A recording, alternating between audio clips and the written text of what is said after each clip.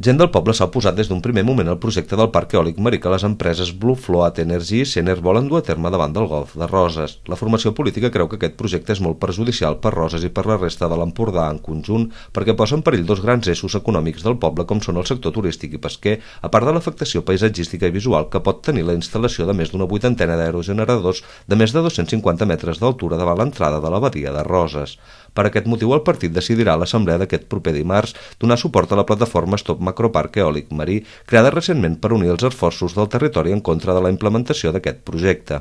És una plataforma en la qual hi ha més d'una vintena d'entitats molt interessants, totes elles, gent del territori, no només d'aquí de Roses, de tota la badia. Per tant, ens sentim amb el deure de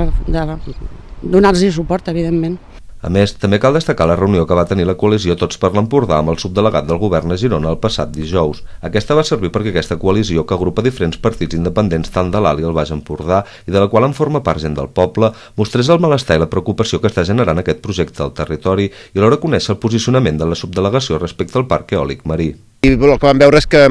per part del govern espanyol no hi ha cap posicionament clar en què es faci aquesta plataforma, és a dir,